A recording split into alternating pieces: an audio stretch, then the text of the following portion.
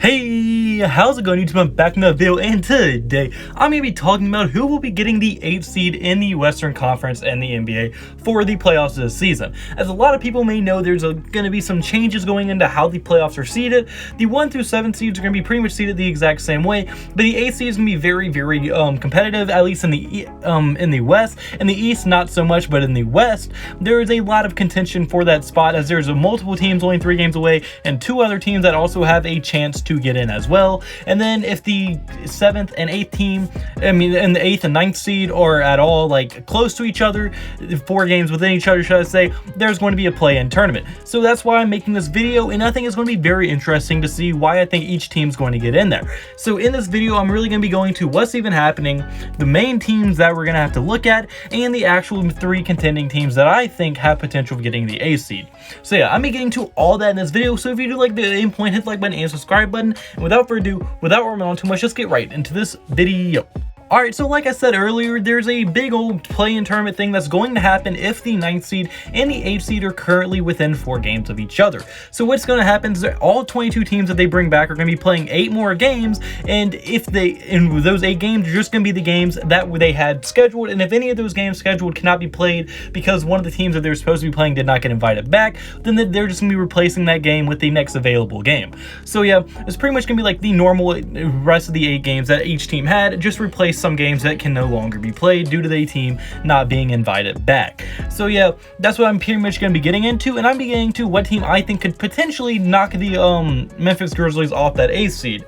Now, and also before I do start really getting into things, I'm going to say the Grizzlies are not an option for this video because first of all, I think that'd be lame. They're already the 8th seed, but also I'm going to be saying how they could possibly be giving up that 8th seed more than I really like how they can secure it. So like, even if I may think they're going to keep it, they're not an option for this video, so don't get butthurt if you see that you think the Grizzlies are going to keep it and I don't say that. So yeah, I just want to get that out of the way. But yeah, so what are the main teams we have to look at? Well, the 5 teams that are currently not in the playoffs but are coming back are the Portland Trailblazers, the New Orleans Pelicans, the Sacramento Kings, the San Antonio Spurs, and the Phoenix Suns. Now, don't really worry about the Phoenix Suns. Really, just worry about the first 4 teams I mentioned. The Suns pretty much have 0 chance of actually making it. The Blazers, Pelicans, and Kings are all 3 games back. The San Antonio Spurs are 4 games back, and well, the Phoenix Suns, like I said, don't worry about it. It's not going to happen. It's the Suns. I don't know why they brought them back. They really have no chance.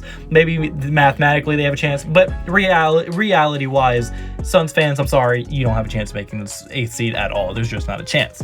So yeah, the main teams we're going to be looking at are going to be the Spurs, Kings, Pelicans, and Portland. But really, I'm only going to be looking at 3 teams mainly. It's going to be the Pelicans, the Blazers, and the Sacramento Kings. The reason for this is because, one, the Spurs are 4 games back, while the other 3 are just 3 games back. But also because I just don't see the Spurs really being able to make a big push. I think they're pretty much capped up at where they're at, and I just don't see them winning every game that is left in their schedule that they have to play the next 8 games, and being able to win a series to make it to the A seed. I just don't see them having the talent to do that, and I just honestly think they're just not good enough to make it. So really, we're going to be looking at Blazers, Pelicans, and Kings, and the reason I'm saying that is because I feel like personally that the Kings and the Pelicans and Blazers all have the, like, by far good enough rosters to make the playoffs. Like, if they were in the East, they would definitely be in the playoffs right now.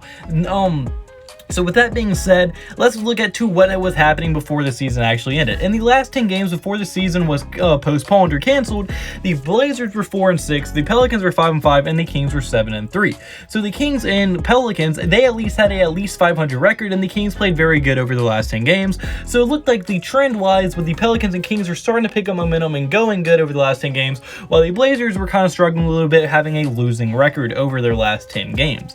So I mean, with that being said, the Blazers look like they're in trend of struggling, but you also have taken into account that Damian Lillard was just coming back from his injury, I'm pretty sure, so now he's going to be fully healthy, so no telling how the Blazers are actually going to be. So yeah, the last 10 games, although I think you can get something from it, I don't think it is too important, but if you are looking at that, the Pelicans and Kings look like they were gaining momentum right before the season was coming to a standstill, and before the season got canceled due to the virus. And something else that is pretty interesting to look at is that the Pelicans are the only team in the NBA, or one of the only teams in the NBA with a better road record than they actually have a home record. So the Pelicans in this scenario, since all the games, the rest of the games that any team's going to be playing is going to be away pretty much, is going to be very interesting to see how a team that has been better on the road than at his own home court, how they might have an advantage in this scenario, because now they're not going to be at any one home court. Every team's going to be playing an away game, and the Pelicans are one of the few teams that actually might be able to get an advantage from this, as both the Kings and the Blazers both have worse records at away than they do at home. So yeah, but now another thing I really want to get into is why I think Memphis could be in big trouble in losing this 8th spot. Because although no official record has been released, schedule has been released yet, the next 8 games, like I said earlier, are just going to be the next 8 games that we're going to play regardless, with the games that can no longer be played due to the teams that are not being invited back, or just going to be replaced by the next available games. So really, the Grizzlies could be in big trouble because all of the next 8 games the Grizzlies were supposed to play are all there, which means they're playing nothing but playoff contending teams. And now every team is playing playoff contending teams because obviously those are all the next 8 games, and those are the only teams they have brought back. But the Grizzlies are in a unique situation because they had the hardest remaining schedule in the NBA. At least strength of schedule wise, they had by far the hardest one. As look at their next 8 games. 4 of them are going to be against the Pelicans, Blazers, and Spurs, all of which will be huge games for the seeding of the 8th seed due to how close they are. And then the other 4 games are going to be against the Utah Jazz, the Oklahoma City Thunder, the Milwaukee Bucks, and the Boston Celtics. The Boston Celtics are one of the best teams in the East. The Oklahoma City Thunder are always going to be a challenge. Utah's a perennial all-star team, and Milwaukee Bucks have the best regular season record. So they're going to be having a lot of big games and a lot of hard games over this 8-game stretch, and it is going to be very hard for me to imagine them even coming close to winning all 8 of those.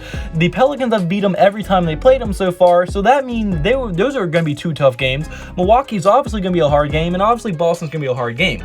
So they have a legit chance to go 4-4 if this is what we saw in the regular season before it got canceled translated over to these 8 games. And that's not even to say that they could do even worse than that due to how good the other teams are playing, like Utah, OKC, Spurs, and Blazers, who are all, like I said, the Blazers and Spurs are going to be playing extremely hard because they know they have to beat the Memphis Grizzlies if they want to have a chance of ranking up in the standings. So it is going to be very interesting to see how Memphis does handle this schedule due to how hard it was going to be.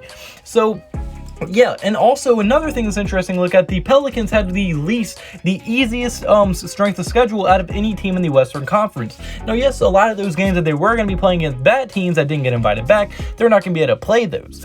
But what they are going to be able to do is going to be able to play weaker teams, as Woj has reported that the schedule that they now have, or the makeshift schedule they're going to have to make due to replacing games, is going to reflect the strength of schedule that was left in the original regular season. Which that means is that now the Pelicans are probably going to have a much easier schedule than what the Memphis Grizzlies are going to have. So that could be a huge contributor to see who gets to be able to in that play-in tournament. And the reason I'm so confident that a play-in tournament is going to happen is because 1, the Memphis Grizzlies have a very hard schedule coming up, and 2, there's already 3 teams within that 3-game stretch that they have to be in. So it's really whoever gets that 9th seed that's going to be able to fight for that playoff seed. And now my guess is going to be between the Blazers and the New Orleans Pelicans. The reason I say this is because 1, I just don't see the Kings being able to win as many games as they need to in this 8-game stretch.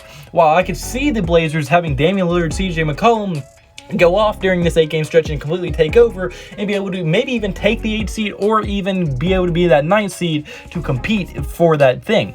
And then the Pelicans, they have had a lot of momentum before the season was ending. They were really starting to build. Zion had just came back. Zion was playing out of his mind. The Pelicans were playing very well, and I could see the Pelicans easily taking over and being able to win a series against the 8th seed if they were to grab that 9th seed.